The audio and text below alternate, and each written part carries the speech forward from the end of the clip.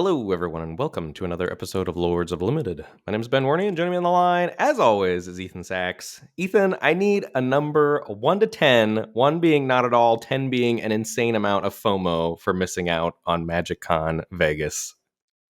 That's a tough question. Gosh, I was all ready for you to tee me up as like Ethan the Railbird Sachs or something. I don't know.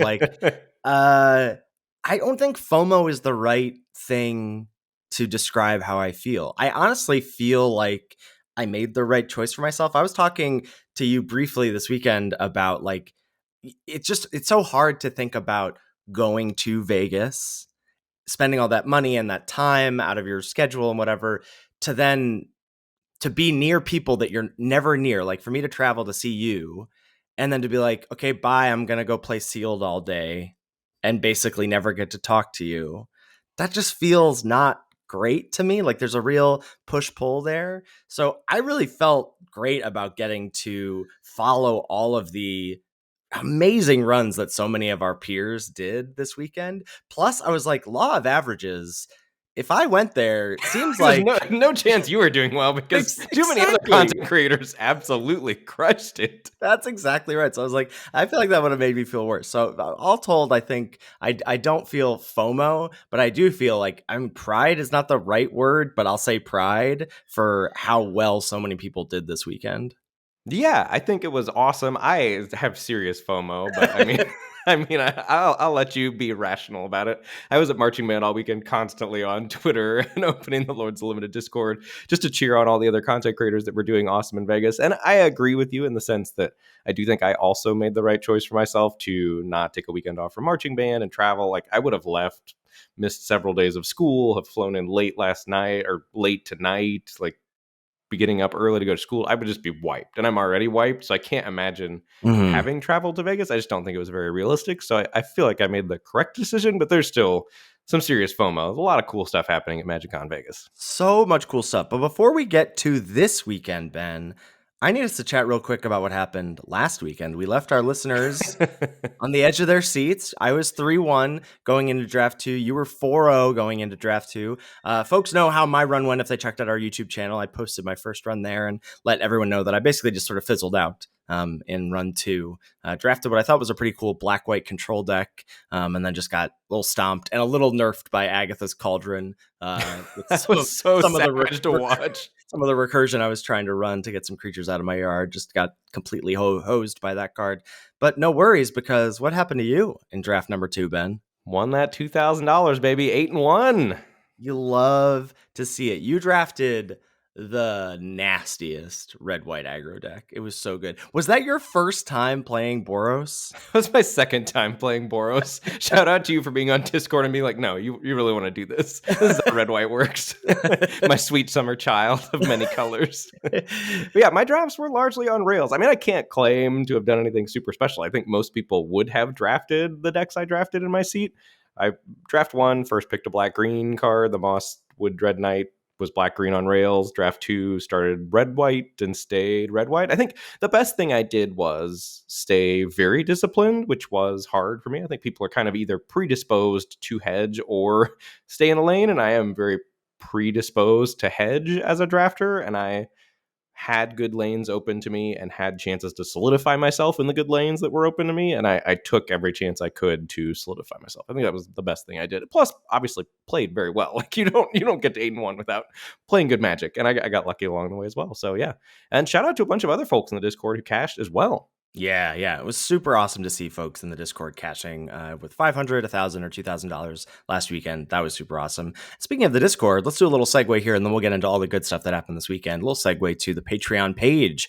Patreon.com/Lords of Limited is where folks can go to give back to the show if they so choose. The show is always free, but if you want to give back, if you want to get in on the best Magic community on the internet, full stop, that's the Lords Limited Discord. I really, truly believe that. It's so awesome. We're going to shout some folks out from the Discord in just a second. But if you don't know what Discord is, it's just like a giant chat room. And we have a ton of little like sub channels in there. We had some like watch along stuff for the 100K in Vegas this weekend as well. So we got to like track people's results that we wanted to track. That was really fun. Got to cheer some people on, people sharing their pool, people sharing their various accomplishments there. And just a great spot for, events like the Arena Open last weekend, events like the Championship Qualifier that'll be next weekend. Limited runs for that happened yesterday, and they'll be happening on Friday on Arena for the Saturday and Sunday sealed tournament. I'll be playing in that, so fingers crossed that we have some good content there, good pool to run out on our YouTube channel. And of course, we want to shout out our new patrons the first week that they join. And this week we're welcoming Christopher, Tim, Rodney, Famous Pete, Eric, Curtis, and Tom. Thank you. We really appreciate your support. Yeah, cannot say thank you enough to those folks and just everyone over the years that has subbed to the Patreon and the Discord for being an amazing community. Like, I feel it so much when I have marching band all day. Like, the fact that I can pop Discord open on my phone and feel plugged into Magic and feel part of a community is incredible. So thank you to everyone for being part of that Lords Limited community. Shout out also to coolstuffinc.com, where they've got cool stuff in stock. Best place to go on the internet for anything you need Magic the Gathering related. And you can use checkout code LOL, all caps, to get 5% off anything you need in the store. Usually I'm shouting out booster boxes to store in the draft closets. You know, make sure you've got product to open and crack with friends. But I think this weekend we're going to shout out some singles. Like, I'm fired up about competitive Magic here. Maybe you are like a dabbler in standard and draft. You got dreams of being on the Pro Tour. Maybe you need to pick up some singles for that Commander deck. Maybe you need to pick up some singles for fleshing out one of these sweet standard brews. Agatha's Cauldron, kind of a breakout. I know. Little combo deck at the old Worlds in the standard portion. So a lot of sweet decks. If you need to pick up some cards for those for your collection, please do all of that at coolstuffinc.com and use checkout code LOL, all caps, when you do. Yeah. So, Ben, here in our notes where we've got some Vegas news to recap, you have the world's top 8 first. I mean, world schmurlds, you know? Like, world schmurlds, I agree. The main event was the 100K. 100% co-sign that. But this world's top 8 is stacked. Yeah. So we've got Lorenzo Terlizzi, Greg Orange, Kazune Kasaka, Reed Duke, Simon Nielsen, John Emmanuel Duprat, Willie Adel, and Anthony Lee. I mean, come on. Is this Reed's second top 8 in a year at the Pro Tour after winning one? Like, that's incredible. He's just crushing. Also, I don't think Simon Nielsen has lost this year. He's just in the top of every tournament. Yeah. Also, shout out to me. I had the privilege of losing to Jean-Emmanuel Duprat in the finals of a 3-0 draft, a traditional draft on MTG Arena. Savagely misplayed to throw against it. Shout out to you for sure. So honorary 9th place at World's Top 8 for Ben. And we will be talking about the 2 featured World's drafters today, getting our armchair quarterback glasses on or whatever. But I want to talk about the Vegas 100K. I mean, it was incredible. Like, it was completely against the odds, I would say, for so many of the people that we know that are in the content community to do so well on day one in sealed. That's so hard to do. You have to open a good pool and play well, but more importantly, the thing that is out of your control, you have to open a good pool. Like LSV, an insanely good Magic player, just I think opened a dud of a pool from what I saw on Twitter and didn't make day 2. Like, there's a significant luck factor in sealed. Yeah, significant luck. And you have to build the right pool. You have to get lucky in the games as well. And then you also have to play super well as well. So had a lot of people either, I think, 6-2, 7-1 going into day 2. People like our friends over at Mystical Dispute Pod, Garrett Gardner and Carl Chase. We had, of course, Alex Nikolic, Corticalls. We had folks from our Discord, Grim Monolith, Valley G619, DC Sports, aka Nicole Dubin, and Jason. Jason ILTG. If you're ever on the 17 Lanes leaderboard, you know that they are top of the heap in a lot of the stuff over, I think, primarily best of 3 for Jason a lot of the time. Jason got top 8, is going to be on the Pro Tour and competing for that number 1 slot in the draft today. Yeah. Also, Alex, finishing in 13th place, had a win-and-in match against Andrea Mengucci. Like, what is that like? I was watching I was Twitch. too. Were you really? I was watching on Twitch. There was like a phone cam of Alex and Andrea. It was just awesome to see Carl finishing in 16th. So many people in contention for the Pro Tour spots, so close, and Alex just displaying excellent sportsmanship with a handshake at the end. You just love to see it. There's such an awesome photo on Twitter of Alex shaking Andrea Mengucci's hand, and I'm sure, like, bittersweet for Alex, because I'm sure he would love to be on the Pro Tour, but just an incredible weekend for all of those folks. So huge shout out to all of those people. I mean, he's like knocking on the door, clearly. Like he was doing a lot of the limited PTQs on MTGO for a while, and like getting really close to the top 8 there a lot, and then just sort of knocking on the door here. So I think it's only a matter of time for Alex before he will unfortunately have to sleeve up some sort of 60 card monstrosity. Sounds horrible. Sorry, RIP to you, Alex. But yeah, so incredible. And shout out to eSporter Official on Twitch for doing that phone stream. I was like glued to it. I was like, I don't care. This is grainy. Couldn't see a thing. Yeah, Michael I loved Clemente, every second of it. I did too. Just doing some really good like commentary for us to keep us posted. Hopefully he'll get to, he was saying he wanted to do some of that for the top 8 of the 100K today. So hopefully the judges let him close enough to the tables to do that. Shout out as well to all of the incredible players, just like sort of proving that, we're talking all about the luck of these events, but you're seeing these crushers, these content crushers at the top. You're also seeing some like old guard pros at the top as well. Ben S., David Williams, Matt Nass, Tom Martell, Manguchi, we talked about making top 8, Jacob Wilson. Like there was that picture of Alex and Mengu's draft pod like before it happened, and I was like, is that David Williams in the back right? And he's like a big poker pro too, so he's like someone that I've like followed even before I got back into Magic. Someone I followed like watching World Series of Poker stuff back in the day, a little starstruck about him. So just incredible to see all of those big names at those top tables. Well, I think one of the coolest things about like kind of, I would say our crew, but not possessively, but like our peers, as a good way to frame it, the way you said it, doing so well against big names, like it makes me feel like I can do it too, Yeah. And for some reason, there's still like, I don't really think there necessarily should be, but like, just Cash the Arena Open for me personally, that feels like different than doing it in paper at an event like this somehow still mentally. And seeing some of our peers do well makes me feel like I could do that too. I think you don't from our conversations, but I would still, I think one time like to play on the Pro Tour. That is an idle dream of mine that I have about Magic. Yeah. I mean, I'm not like against it. Like I'm going to play in the qualifier next weekend. For sure. Like, but that's more about my, like, I'm kind of fired up in general about high stakes Magic. I prefer to play it from the comfort of my computer chair, but I'm just fired up about high stakes Magic. I was kind of bummed.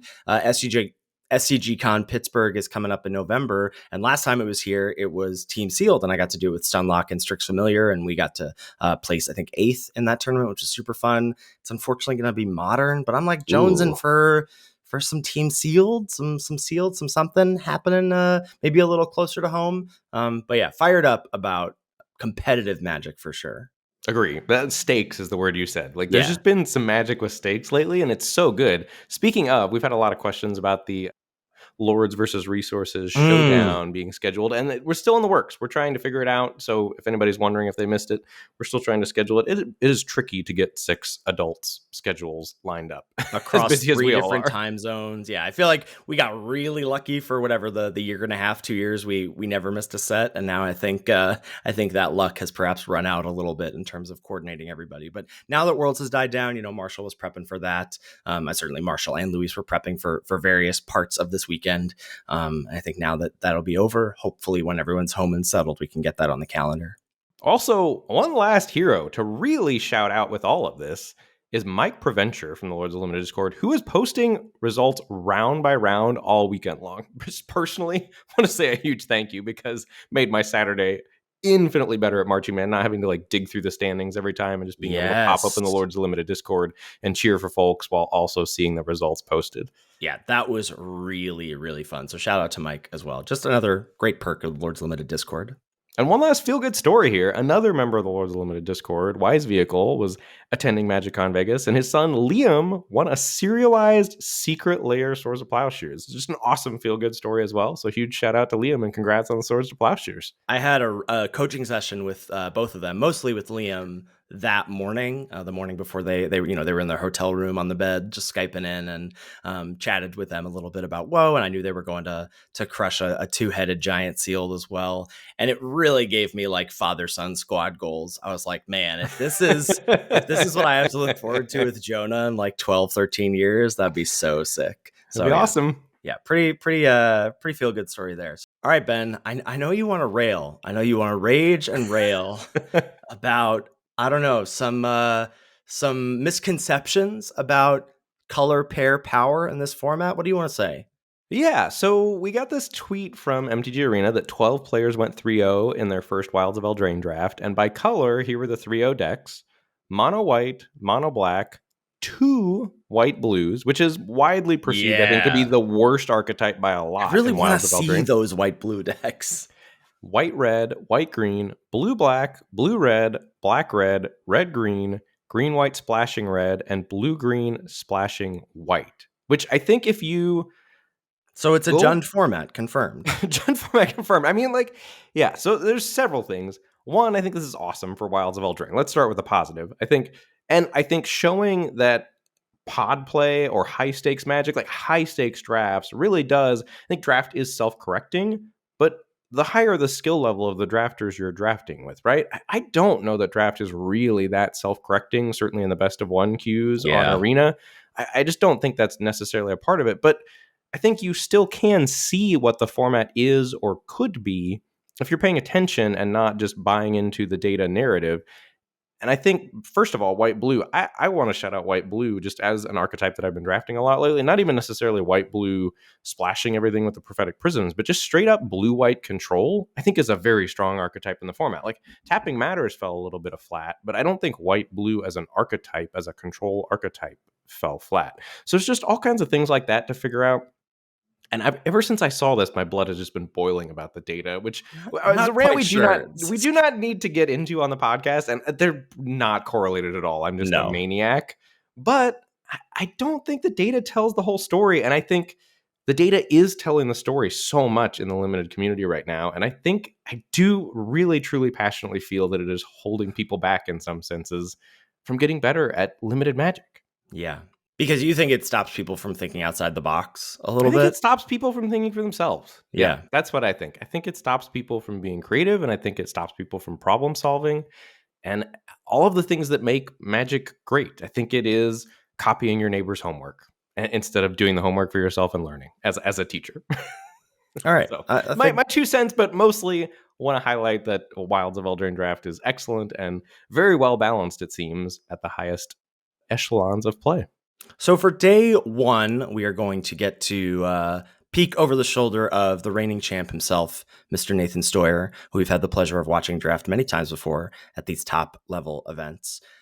Ben, we have not talked about this draft yet, which I'm very excited about because I think we're going to be in great disagreement here about some of the choices. So here we are. We're sitting down for day one draft with Nathan. He looks down at the following cards as options.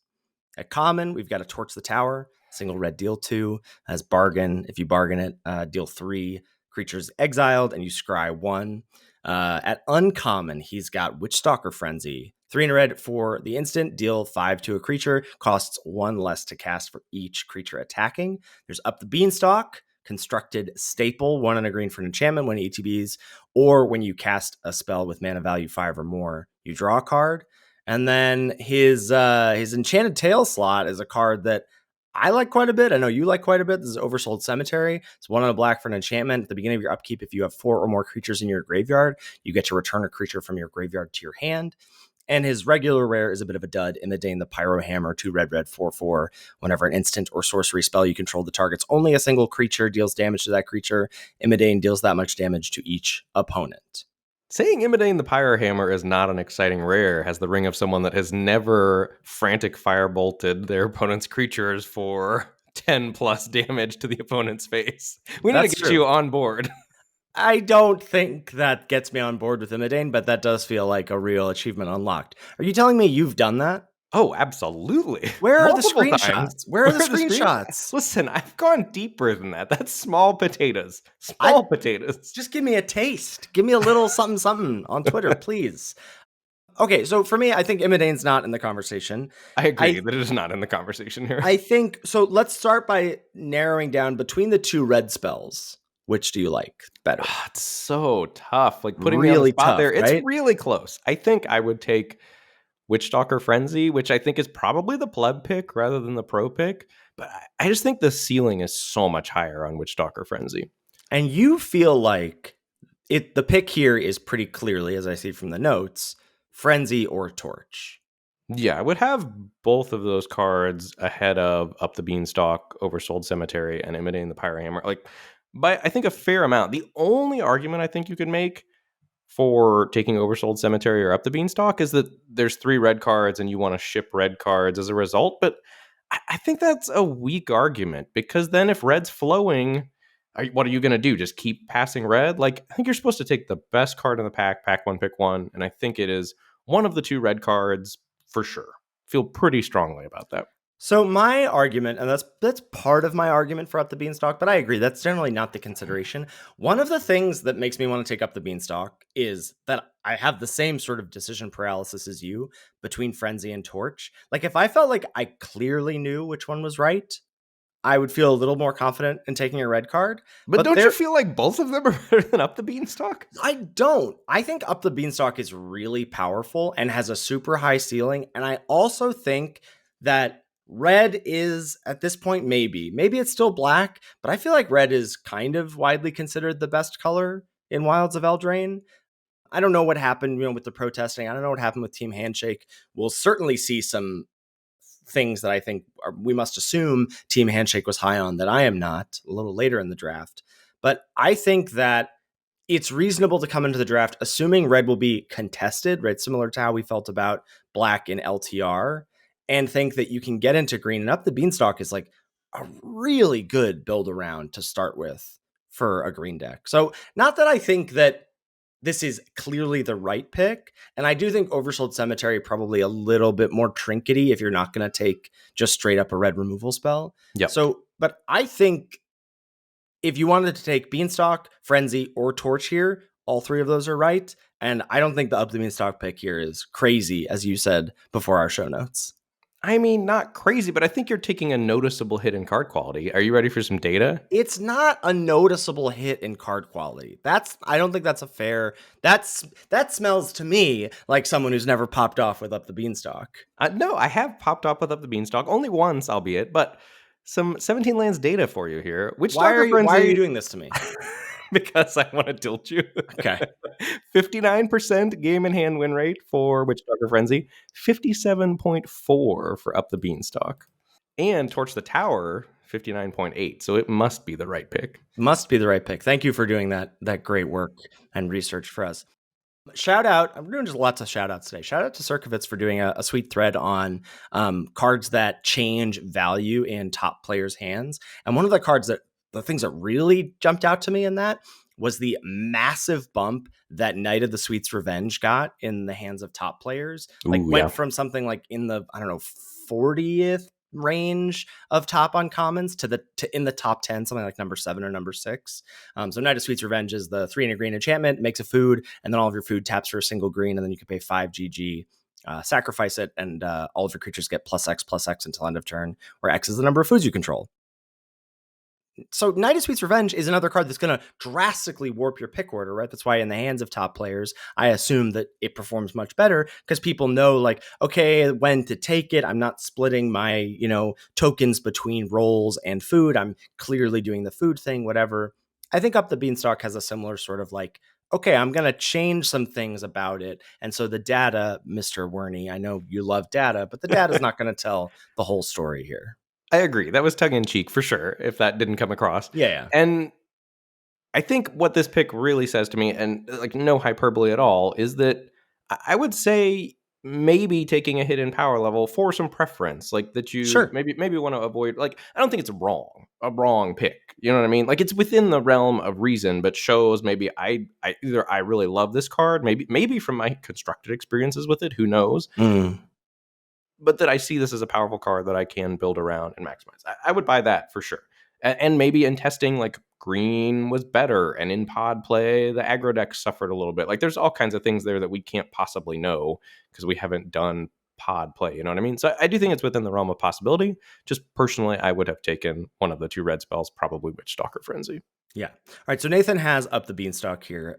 Pack 1, pick 2. I think it really comes down to either a green 2-drop at uncommon or a green 2-drop at rare. The uncommon is Welcome to Sweet Tooth. 1 and a green for a saga. Chapter 1, you get a 1/1 human. Chapter 2, you get a food token. Chapter 3, you get to put X +1/+1 counters on target creature, where X is 1 plus the number of foods you control. And then the rare is Bramble Familiar. 1 and a green for a 2/2. It's a mana dork, taps add green.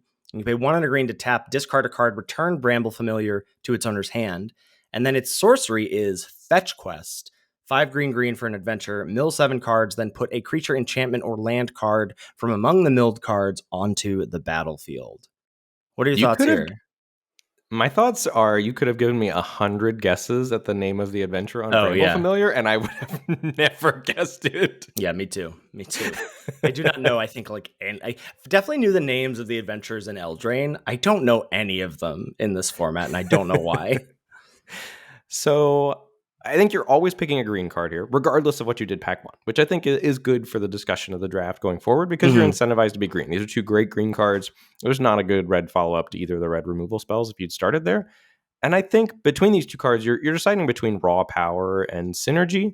I think Bramble Familiar is more raw power. Welcome to Sweet Tooth is more synergistically powerful in the food decks. But I think I agree with Bramble Familiar here, which is what Nathan took, I think, and the tipping point for me is that you have the chance to cast the 7 mana adventure to combo with your Up the Beanstalk. Yes, exactly, which is something that I don't feel like Marshall and Paul ever mentioned, because they did. I feel like they were so hyped on Nathan needing to grab something expensive, some more 5-drops or whatever for Up the Beanstalk, and never really took into account that he had this built-in 7 mana spell. Okay, so they did. So yeah, so Nathan does take Bramble Familiar. I agree with that for all the reasons you said. Pick 3, he sees these cards as options. Red card, Merry Bard's a little too early for that 3/2 that can put a young hero on something. Similarly, a little too early for Return Triumphant, the 1 and a white, return a 3 MV or less creature from the graveyard to the battlefield with a young hero roll on it. To bop around somewhere else, there's a Tenacious Tome Seeker, 2 and a blue for a 3/2 with Bargain. When it ETBs, if you bargained it, you get to return an instant or sorcery from your graveyard to your hand. And then there's also a Sir Armont the Redeemer, 3 green/white for a 4/4. Enchanted creatures you control get +1/+1, and when it enters the battlefield, you put a monster roll token on another target creature you control. Yeah, this card's excellent. I think Sir Armont is the clear best card in the pack, and certainly starting green card is a clear follow-up here for me. I think maybe you play it, maybe you don't, but it is definitely the best card in the pack, and about the time after you're solidified in green that you're willing to branch out for a gold card.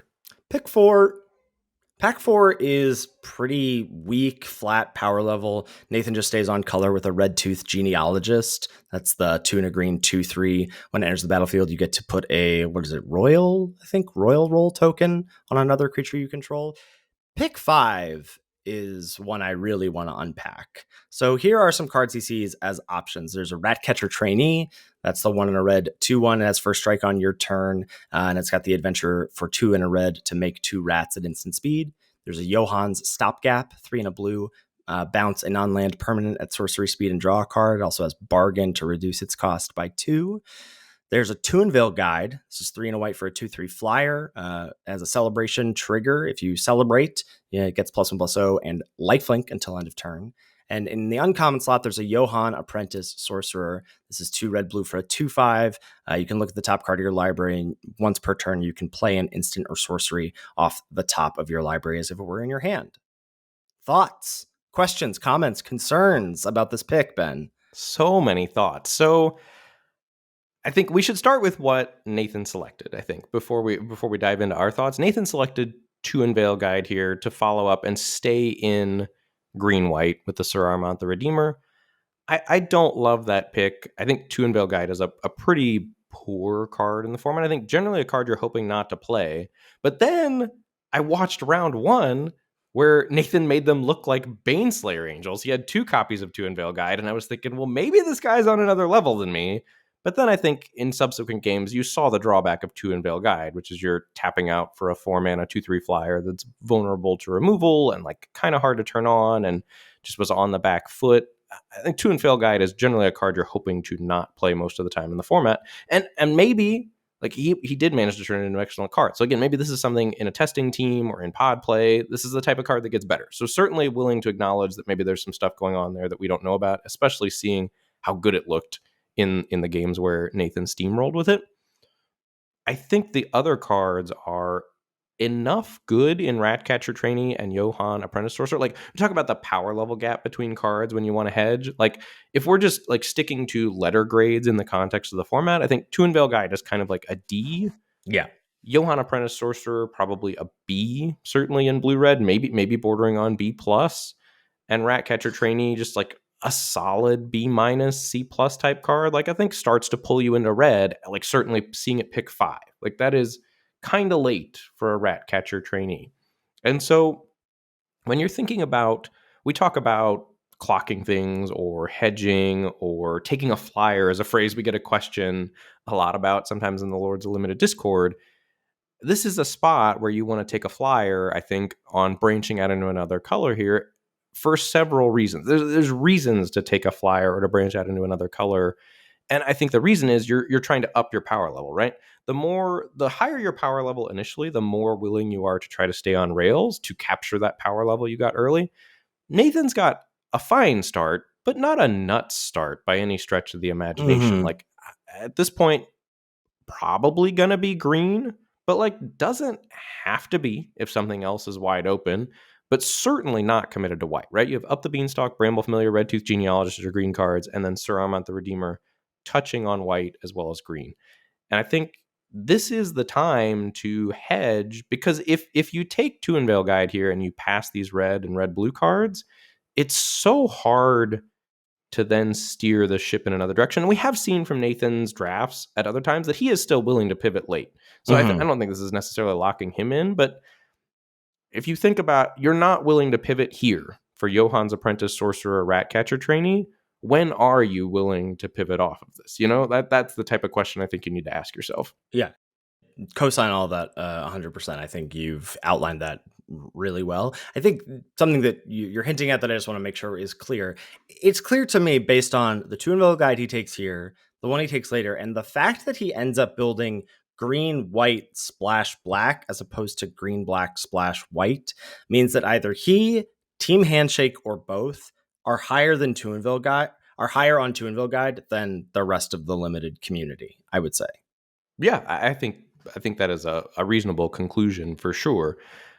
But I still think the gap in power level is high enough here that I personally would take Ratcatcher Trainee here, certainly after having started with a red card. But I think even if you take Nathan's route through the draft, I like taking Ratcatcher Trainee here because it gives you outs to just go into red-green beatdown. The Ratcatcher Trainee plays excellently with Red Tooth Genealogist that you have so far, like going 2-drop, 3-drop into a 3/2 first striker. Like, that's a really powerful curve to start games with. I just think it offers you a lot here. And because I am much more excited about Up the Beanstalk than you, I would personally be on Johann Apprentice Sorcerer here with the thought of, and I think this is another thing I want to talk about with like when you're making these sort of hedge picks, is the question I always pose to people I'm doing coaching sessions with or to myself is, what is the path of the draft where this card makes my deck? Right? When I take Johann, what am I picturing? And I have a very clear picture in my head of, oh, I'm going to draft green, blue, splash red adventures. Like, Teamer Adventures is a great home for Johann, and it's a great home for Up the Beanstalk because you get, what's it called? Balloonist Gatekeepers, the 6-mana, 6/5 that has the adventure, the 1 in a blue bounce a thing. So you get a big body that you want that's also a cheap way to have some interaction along the way, has some spell synergy with Johann as well off the top of your library.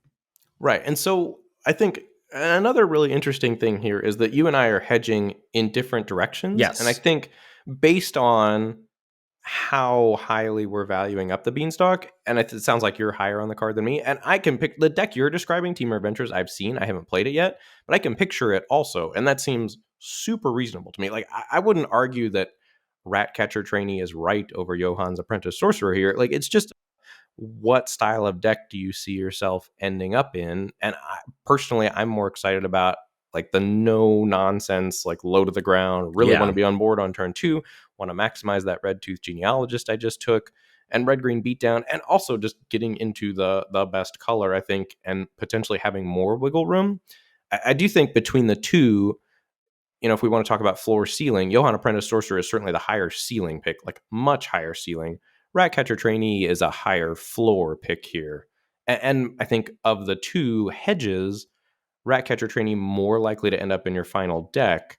But if Johann Apprentice Sorcerer does end up in your final deck, like certainly like through the roof value if you manage to draft that style of deck here. But regardless, I think from my perspective and my evaluation of Tuin Veil Guide, it is right to take either of the two cards here over to Tuin Veil Guide. I agree. I agree. So that sort of sets Nathan's path a little bit. I mean, he doesn't see much power the rest of this pack. Pick 6, he gets the Iron Crag. That's the rare 2-mana rock that if you play a legendary, you have the opportunity to turn it into a big equipment. If you had taken Ratcatcher Trainee, if he had been on some sort of a red path here, he does get a Grabby Giant, pick 3. We shouted this out last week as a real overperformer at common, the 4-mana 4/3 with reach that makes a treasure as its 2-mana adventure. Well, and even for Johann, too. Yeah. Like, there's no reason you can't end up base red-green splash blue, like with the Grabby Giant and the treasures to help enable you to. And, like, this is kind of results-oriented here, but this is the reason to hedge, right? Like, you don't know what's going to happen in the rest of the draft, and then all of a sudden, like, because you took Tuin Veil Guide, you don't really get a good pick here. Whereas if you hedge and that stuff flows, which it does here, then all of a sudden you've got options, and we know in draft that options are powerful. Yeah. I will say I didn't at the time and still don't hate the Iron Crag pick, because if he's thinking about, I mean, he's already got the 7-mana adventure. He's got up the Beanstalk, so he knows he's going to be prioritizing some high mana value stuff. I don't think taking a 2-mana rock is a bad move here. Right. Already has the legendary creature too, and Sir Armand the Redeemer to potentially turn it on. Yeah, that's reasonable, but I think would be more excited about either of our two hedge picks prior into Grabby Giant than I am about Tuin Veil Guide into Iron Crag. Yes, I agree. So Escape's pack 1, like knowing he's in green, he's got to figure out what his second color is, right? I think, feels like he's more green-white than either of us would because of the stock he's putting in Tuin Veil Guide. And honestly, the stock, I don't put that much stock into Sir Armand, because in my mind, like, Up the Beanstalk and Bramble Familiar are kind of in one camp, this sort of like go over the top value kind of deck. And then I've got Sir Armand and Redtooth Genealogist in this camp. And then I guess also Tuin Veil Guide in this more beat down curve out camp. And those are kind of at odds with each other, I would say. Yes, I agree with that. And I think if I had been navigating the draft myself and hedged Ratcatcher Trainee into Grabby Giant, that next pack you get to pick up a Boundary Lands Ranger. Like, I think I would have been looking red-green beatdown at the end of pack 1 personally. So a couple different routes you could have taken through pack 1, I think, for Nathan. But I think overall, largely, the packs were not great after the first 4 picks for anyone. Correct. Yeah, pretty weak after that. And I think you might expect that, but certainly the power, you might expect that with everybody just like correctly taking the most powerful cards out of the packs early, but still I think then the packs themselves broke in a pretty weak fashion. So for pack 2 and 3, we're just going to jump ahead and tell a story here to a couple picks. So he starts off pack 2 with a couple bangers. I would say he gets a really solid 2-drop for green in Tough Cookie to start things out. That's the 2-mana 2/2. It's a food. It makes a food. You pay 2 and a green to animate a non-creature artifact to a 4/4 until end of turn. And then pick 2, he gets to pick up a removal spell in Curse of the Werefox. Works well with the role aura synergy that he's got a little bit with Sir Armand. Well, and fills a huge hole in his deck, right? Like at the end of pack 1 has no removal, so that's high on the list of things he needs, and he correctly, I think, picks that here. Pick 2, even with some other cards available to him. And then in pick 3 in pack 2, I think he steers himself a little bit in the wrong direction here, perhaps giving a little bit more weight to those white cards as we talked about. So cards he sees as options, there's a Prophetic Prism, the 2-mana artifact that draws a card when it ETBs and lets you filter mana. Stockpiling Celebrant, 2 and white for the 3/2. When it enters the battlefield, you can pick up another non-land permanent you control if you do use Scry 2. Edgewall Pack for the red life, that's the 3 and a red 3/3 menace, makes a rat as well. Stab Wound, 2 and a black enchantment, gives a creature -2/-2, and at the beginning of enchanted creatures controller's upkeep, they lose 2 life. and Knight of the Sweets Revenge for the green life. I know it's a different green life than he's living currently with the rolls, but does give him some food options and some ramp, some big options if he's doing that thing with the up the beanstalk. So I think he has a lot of different paths that this pick presents. And I think his selection of stockpiling Celebrant tells us a lot about where he wants to go, where he thinks he's going. Where would, like, given what Nathan had taken, let's say you have to have all of the cards he'd taken up to this point, what would you take? I think I would take Prophetic Prism or Knight of Sweets Revenge, but I don't have strong feelings about the pick. But I guess the thing I feel most clearly is I think one of the best and or worst things about my draft at this point is that I don't feel great about my power level. So I think I would be wanting to try to stay open for opening a good card pack 3, or like green kind of felt cut in pack 1. Right. So like trying to leave myself open as much as possible to getting lucky, getting a good card passed to me. So I would not really want to lock in white with stockpiling Celebrant, largely also because it doesn't work super well with anything that I have so far. And you can pick up the beanstalk, right? That's a cantrip. And you can pick up Bramble Familiar. I know Bramble Familiar can pick itself up, but you can do it without the cost of discarding a card to then get the adventure. So it doesn't do nothing so far. I guess. I don't have strong feelings about this pick. Like, you could hand me a stockpiling Celebrant. I think I personally would probably take Prophetic Prism, but I'm curious. Sounds like you do have some thoughts. Well, my thoughts are just that I think the Celebrant locks you into a second color when you don't need to, which is why I think I would prefer Knight of Sweets Revenge personally, because it, again, goes in line with what I'm thinking about with the Up the Beanstalk and the Bramble Familiar in terms of the ramp and the late game of it all, or Prophetic Prism to stay a little bit more open. I don't know, the stockpiling Celebrant, green, white, I don't think gives the weight to Up the Beanstalk and Familiar that I kind of want my draft to go. And maybe Nathan doesn't, and he wants to lean more in the green-white beats of it all. And that's why he takes Celebrant. But that's not where I want to go. Well, so I think another question that you pose a lot is, if you're in a color or you're doing a thing, have you seen the cards you expect to see for that color? Up to this point, we're like kind of midway into pack 2 now. I mean, not we're a ways into pack 2, and we've seen 0 Hamlet Gluttons. Does that concern you at all? Yeah. I think that would be the card I would want most with the type of deck you're describing that would want Knight of Sweets Revenge here. 100% he wants Hamlet Gluttons. And yeah, it does concern me a little bit that we haven't seen one. But that doesn't necessarily, that's only one common. We did just get a Curse of the Werefox, like that's like another one of the things that I think Nathan was really looking for. He's going to see a Root Rider Fawn next. Not that these are like incredible cards, but outside of Hamlet Glutton, and maybe Brave the Wild, Green isn't doing a ton of great stuff at common. Right, sure. Yeah, but no, that's a good point. So he's bopping around to some black, maybe a Back for Seconds, pick 6, and Voracious Vermin, pick 5. He gets a second Up the Beanstalk, pack 2, pick 8, which I was really excited about. Important to note that pick 10, the other Sir Armont did not wheel, which he saw in that pack where he took Curse of the Werefox. And then pack 3 just starts out, beautifully. Pick 1, Candy Grapple. Pick 2, Agatha's Champion, the 5-mana 4/4 trample with bargain. If you bargain it, it fights something. So that's another removal spell for him and a 5-mana value spell for his 2 Up the Beanstalks. Kind of like just fine, mid to good common and Hollow Scavenger. Pick 3 keeps him green. That's a 3-mana 3/2 with the adventure Make a Food. Pack 3, pick 4 has to be one of the best rares in the set. Mosswood Dread Knight. So 1 in a green, 3/2 trample. When it dies, you get to be able to cast it from as its adventure until the end of your next turn. And its adventure is 1 in a black, draw a card, lose a life.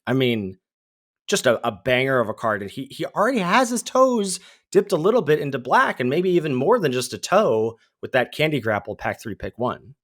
Yeah, I'm thrilled about seeing Mosswood Dread Knight here for sure. And then that leads him into pick 5, where he has the option of Utopia Sprawl for some fixing. And I guess I'm not quite sure if he knows he needs to splash around, because I would be thinking, certainly after Grapple into Mosswood Dread Knight, I'm green-black. Is that not what you're thinking at this point?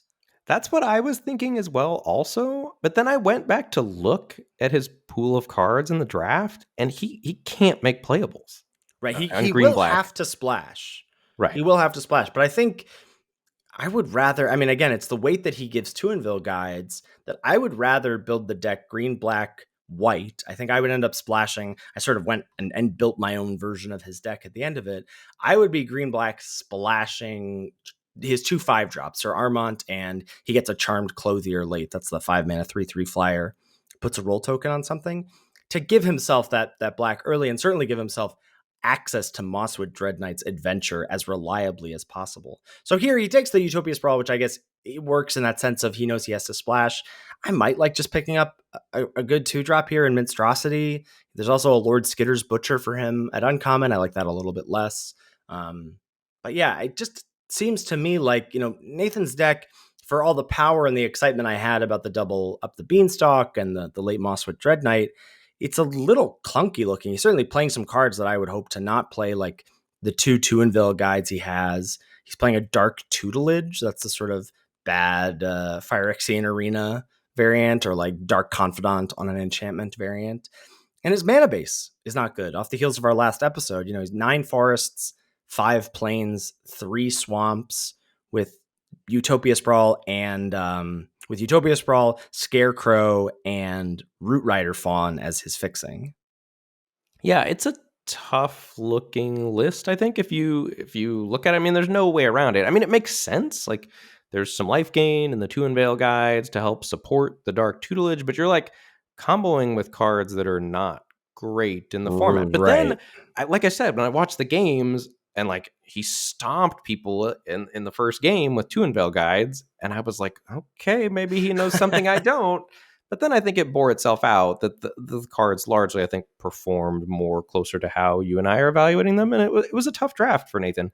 I don't know. It's impossible to say what would have happened if you had gone into red like I wanted to, or maybe Teamer like you wanted to. But I think the one thing that you can say looking at Nathan's deck here is that it's a bit at odds with itself. Like, if you're valuing up the Beanstalk that highly, you weren't able to really maximize up the Beanstalk. Like, they're just kind of cards in this deck, like did not get near the ceiling of that card. Yeah, I agree. And I think that bore itself out in terms of his record. He stumbled a little bit in the feature match that we saw, and ultimately went 1-2 in the pod. Yeah. All right. That gets us on to day 2, draft 2, where Watsy, I'm sure, heard your feedback and put the number 1 ranked player at the end of day 1 as our featured drafter, which is Anthony Lee. Anthony Lee, 6-0-1, our only undefeated player. And I was looking at the pod, and he was sandwiched between Reed Duke and Gab Nassif. And I was like, oh, so we're certainly going to watch Reed or Gab as the featured drafter today. But no, Anthony Lee, they did it. There we go. Some credit to the actual undefeated player. They get to be on stream. You love to see it. Yeah. All right. So pick one. Anthony sits down. And I think Anthony's draft largely goes very smoothly through the first 4 picks. So we're just going to kind of fast forward here. Pick one, Yenna Red Tooth Regent, the rare, as the best card in the pack. That is the 4/4 green-white rare that can let you copy enchantments. Pack 2, you follow that up with a Red Tooth Vanguard. That's the 1 and a green 3/1 that you can pay 2 when it's in your graveyard to return it to your hand whenever an enchantment enters the battlefield under the control on your side. There's some other blue-red cards in that pack, but I think you're following up Yenna with Red Tooth Vanguard there always. Mm-hmm. Pick 3, you're thrilled to see a Cooped Up to combo with Yenna. That is one of the best cards to pair with Yenna, the white removal spell that you pay 1 and a white for and enchant a creature. That enchanted creature can't attack or block. And then you can pay 2 and a white to exile enchanted creature. And then pick 4, you are beyond hyped to see Princess Takes Flight. That's the saga that Chapter 1 exiles a creature, Chapter 2 gives a creature +2/+2 and flying, and then Chapter 3 returns the creature back to gameplay. But there's no Chapter 3. It's Chapter 1, Chapter 2. Chapter 2, and then do something. Chapter 2, and then pick it up or sacrifice it. End of story. We don't know how the story ends. It never happens. Chapter 3 never happens. And if you want to see mass confusion on my face, check out the YouTube, like and subscribe. Did I read this card wrong? Yeah, and I think green-white is the best home for Princess Takes Flight. So just absolutely thrilled to see that there. I mean, that's talk about combo with Yenna. I mean, copying Princess Takes Flight, hello. Yeah, who needs to get rid of the Princess Takes Flight? Just 2 of them will end the game quite nicely. Mm-hmm. All right, moving on to pack 1, pick 5. After, I think, starting green-white on rails for the most part. So there's an Evolving Wilds here. Titanic Growth, the 1 in a green +4/+4 trick in green. There's Break the Spell as a white card, single white to destroy an enchantment. If you blew up one of your own, you get to draw a card. There's Warehouse Tabby, the black 1/1 that can get Death Touch. And whenever an enchantment goes into the graveyard from play on your side, you get a 1/1 rat. And then there's also a couple red cards in the pack here. Merry Bards, the 2 in a red 3/2 that can put a young hero roll on something if you pay 1. And Grand Ball Celebrant, the 1 in a red 2/2 that celebrates to get +1/+1 and trample. Yeah, I'm in lockstep here with Anthony. I'm curious to hear your thoughts with the Evolving Wilds. I really like this because, just like as we've seen, as we talked about last week, power level in this format is rampant, and having access to off-color adventures is nice. Having access to, it's possible he gets pushed off of green and stays base white, gets into another color, but really wants to still play Yenna. Great. Like, I think Evolving Wilds has a lot of power at this point in the draft for him that I like taking it. I agree. I love the Evolving Wilds pick here. Mostly just want to tell a story here to set up a future pick that I think I really want to go deep on. Perfect. But I think one thing you should do here while you're picking Evolving Wilds, which I agree with Anthony is the correct pick for all the reasons you listed, I think you should be a little worried that there's no good green or white cards in the pack for you. Like, literally, Titanic Growth and Break the Spell is it. And then I think you, as a result, should be clocking, which means taking note of Merry Bards and Grand Ball Celebrant as, good red aggressive cards to maybe pair with your white, what you mentioned. I mean, like, you are pretty heavily white, and red-white is one of the best decks in the format. So just noting that, okay, maybe red's flowing, maybe I will pivot into red-white. Yeah, you don't have to tell me. I'm Ethan Boros Sachs, baby. All right, moving on to pick 6. See the following cards as options. Again, we're back to a bunch of commons here largely. There's Protective Parents. That's 2 and a white for the 3/2. Dies. You put a young hero roll token on something. Huge flavor win there. Frostbridge Guard, the 1 and a white 2/2. You can pay 2 and a white to tap target creature. There's Eerie Interference at uncommon. That's the fog variant that I loved in the Crash Course that I will never cast. Are you finally off this effect? I've come to terms with it. Yeah, okay. It's not a good card until it's reprinted in 3 years, and I have to argue with you again. Exactly. And then 2 more cards that I think we are largely clocking here. Edgewall Pack, 3 and a red for a 3/3 menace that makes a 1/1 rat when it ETBs, and Flick a Coin, 2 and a red for the deal 1, make a treasure, draw a card. Yeah, this is one where I might, if I am fully, and certainly with this hindsight of clocking the red to tell the story of the pick we're going to see in a couple picks, I might speculate on the Edgewall Pack here. These white cards are so medium. Like, I guess you take Frostbridge Guard because it's a 2, but like, these are D- filler level cards in my mind that I don't care about. I'm only taking them to get deep. Like, by taking Frostbridge Guard here, I'm taking the stamp of, let me just get out of pack 1 deep in white, and I'll figure out the rest in pack 2. I think that's the reason to not hedge. Okay. Yeah, I think that's the reason to not hedge. I still don't think you hedge here yet. You could. I think it would be reasonable to, but I think it's also super reasonable to take Frostbridge Guard. I don't think one way or the other is right or wrong. I like the Frostbridge Guard pick because this is similar to what we talked about with Nathan's draft, where like the reason to hedge is that you don't have the world's strongest start. But you do have a pretty banger start here in like Yenna into Red Tooth Vanguard, Cooped Up, Princess Takes Flight. That's high power level and high synergy, all of the cards on the same page. So I think giving yourself a chance for that to work out here is worth it over hedging. Does that make sense? Yeah, that definitely makes sense, for sure. All right, so moving on to pick 7, you see a pack with the following cards.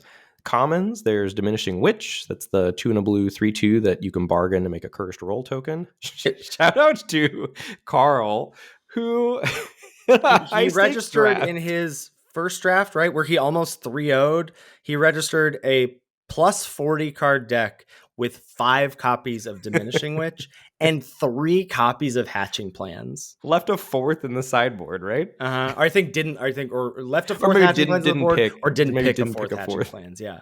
I was going to say Diminishing Witch basically says 3/2, sacrifice Hatching Plans, draw 3 cards, because that's the reason you put this card in your deck.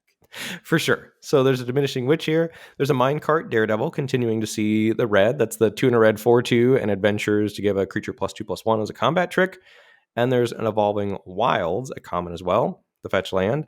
And then in the uncommons, there's Spreading Seas, the 1 in a blue uncommon that cantrips and turns a land into an island. And then there's Tempest Heart, which is 3 and a green for a 3/4 and has the adventure for 1 and a blue to draw 2 cards, discard 2 cards. Remember when we wanted that to be called Frant Elk Search?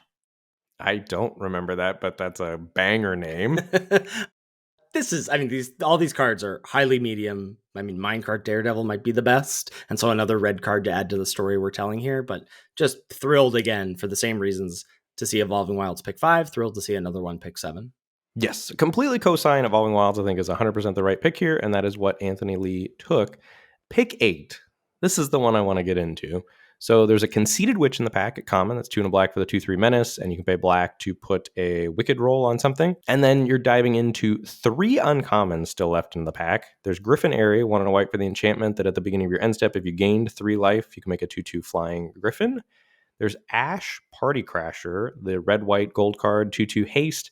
And when it celebrates, if at the beginning of combat you've celebrated, it gets a +1/+1 counter. And then there's Dutiful Griffin, 3 white for a 4/4 flyer, and you can pay 2 and a white to sacrifice 2 enchantments to return it from your graveyard to your hand. Yeah, so I think confusing to me first. We'll talk about what Anthony picked, which is Griffin Airy, which is quite confusing to me because I think Griffin Airy is niche at best. I've had one deck where it was good, and that deck was black-green, and Griffin Airy was my only splash card. I was just making buckets of food, and Griffin Airy was good there. I think that's probably where Griffin Airy is at its best, is not in a base white deck, but as a splash. So I was sort of surprised to see that as the pick here. And then there's Dutiful Griffin, which you could say like has some synergy because of enchantment stuff, right? You could sack a Princess Takes Flight maybe. And Dutiful Griffin has largely panned out to be, again, filler with a capital F.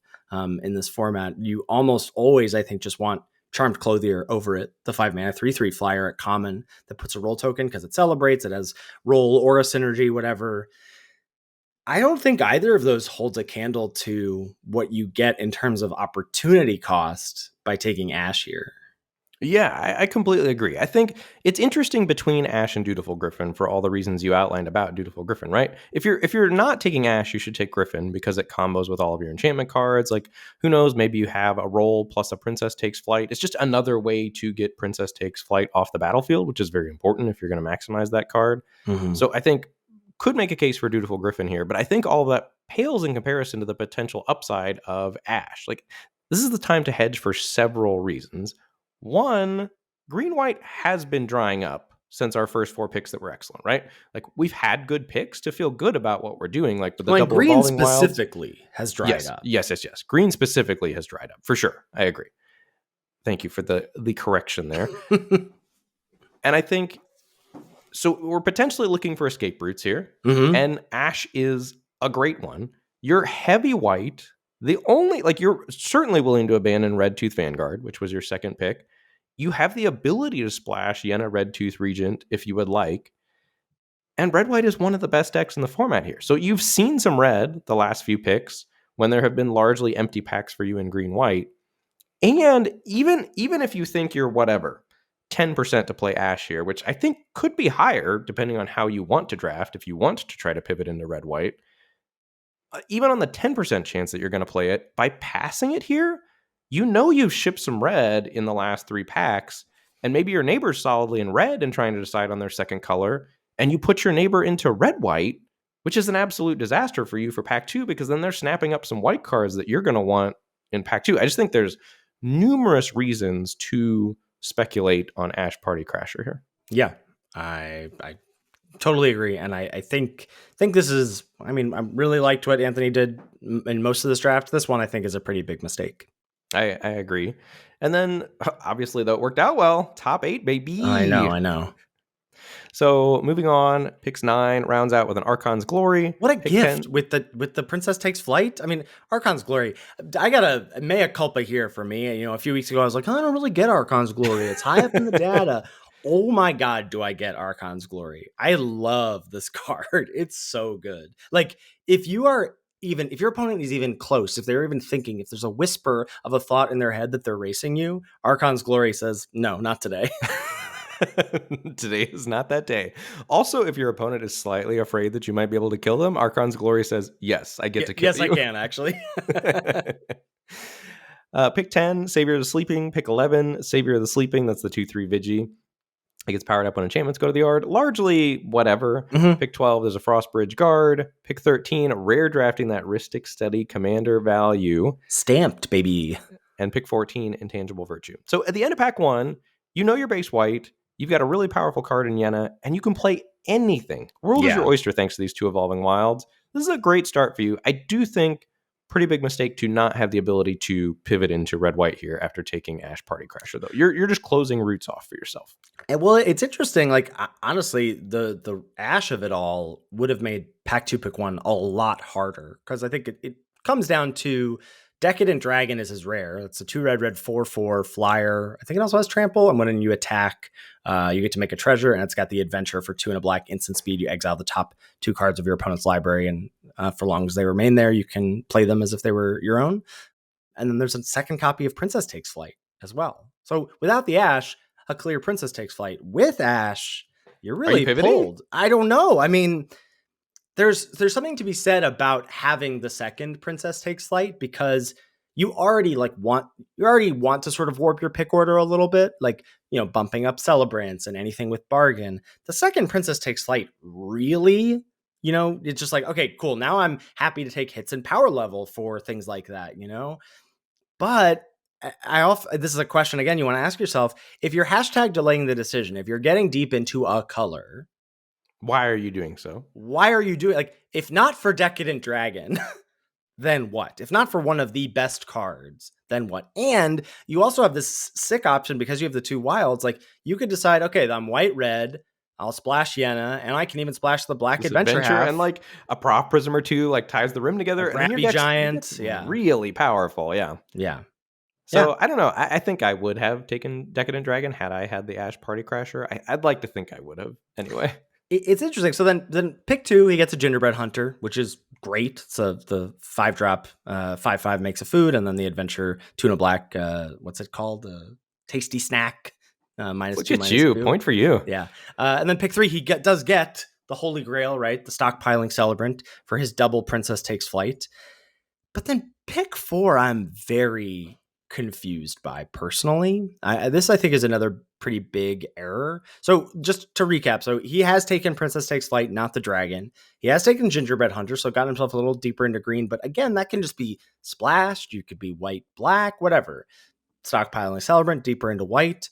Pick 4, 2 really good white options. Cooped Up, the Pacifism, and Hopeful Vigil. 1 and a white enchantment makes a 2/2 knight with vigilance. And you can pay 2 and a white to sacrifice Vigil, and whenever Vigil goes to the graveyard, you get to scry 2.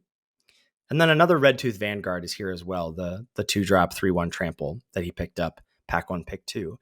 But I'm not even eyeing Red Tooth Vanguard. I think even if I know I'm white-green, I'm not taking Vanguard here.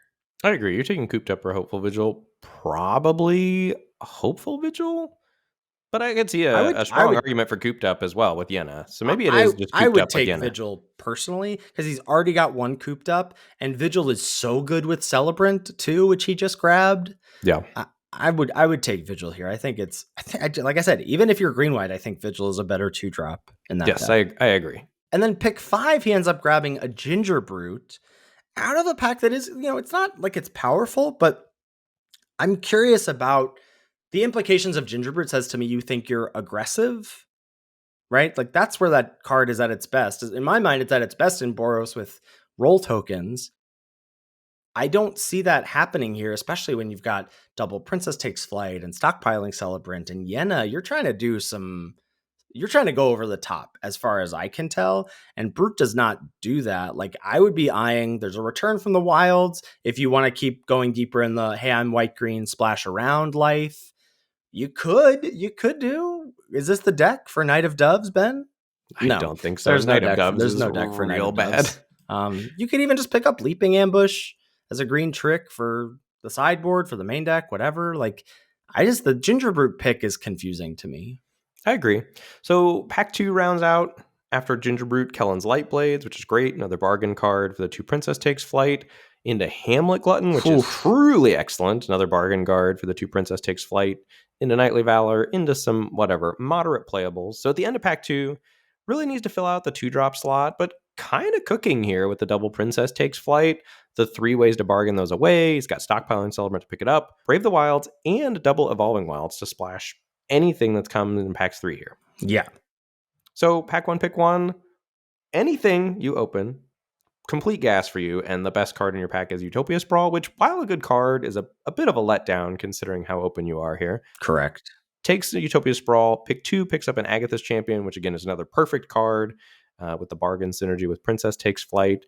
And then pick 3, this is another interesting pick here. Choice between Brave the Wilds, the green mana fixer that can bargain a card away, or Song of Totentons, the red rare that you can pay red X and make rats equal to the number of X, and your creatures have haste that turn. Yeah, I mean, he's already got 2 Evolving Wilds and a Brave the Wilds that he picked up pack 2, pick 10. I mean, Song of Totentons, he's not ramping, but like he is interested in just hitting land drops and like doesn't really have anything else to splash other than the puny snack from the gingerbread hunter. Like I don't see why I wouldn't take Song of Totentons. At the very least, you take it away from one of your in-pod opponents. Like the card is really good, and then you get to maybe play it. Like maybe you don't even start at main. Maybe you side it in sometimes when you think it's appropriate for the matchup. Whatever. Like I just don't think you need the second Brave the Wilds here. Maybe he just wanted maximum bargain for the 2 Princess Takes Flights, but I feel like he's kind of set up there. Yeah. And then pick 4, huge gift in Woodland Acolyte. That's the white-green kicker card that can rebuy a permanent from the graveyard. And the deck rounds out to be very good looking. I mean, it's a strong-looking green-white deck. I think a couple missed opportunities along the way in the draft, but I think one of the cool things to note, final record was 2-1, a solid-looking deck here, green-white, enchantment synergy, everything you would want. We felt like green was being cut, and Reed Duke was to Anthony's right, as you mentioned, and we felt like green was cut. Reed was definitely in green. Like he was heavy green with a blue and a light black splash. Yeah.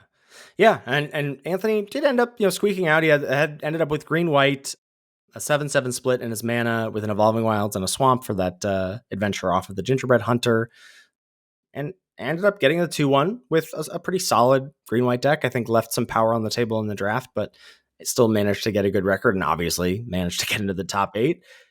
Reed Duke to his right, cutting green heavily. He was the 3-0 drafter at the table. You love to see it. I'm rooting for Reed pretty hard in Worlds. Although Willie Eddle's there too. There's so many good names. Yeah. Worlds is going to be gas today. Yeah, it's going to be great. I mean, I'm hoping that there's janky cell phone coverage of the top 8 for the 100K as well, because I'm rooting on Jason Ye pretty hard for the top 8. Really hope that they're able to get that top prize, but super excited for them anyway for getting the Pro Tour invite. So a lot of great Magic ahead for us this afternoon, Ben. Absolutely. Looking forward to it. Jazzed about, as you said, Magic with stakes. I think that's the theme of this episode. I am just fired up for competitive Magic on all fronts. All right. Great place to wrap us up. Thank you, as always, to Salty Pretzels for our intro and outro music. Make sure you give it a listen. Thank you so much to CoolStuffInc.com for sponsoring this podcast. If you're heading over there for any and all purchases, please use code LOL at checkout to let them know we sent you there. And more importantly, to get 5% off of anything you purchase. You can find all of our content on our website, lordsoflimited.com. There's links to our Twitch channels, our YouTube page, which we're pumping out content on, as well as this episode each and every week. There's links to our tier lists, our merch, our episode backlog, all that good stuff over at lordsoflimited.com. If you've got any feedback about the show or any questions, shoot us an email at lordsoflimited@gmail.com. Thank you so much for listening, and we'll catch you next week for another episode of Lords of Limited. Thanks, everybody. See you later.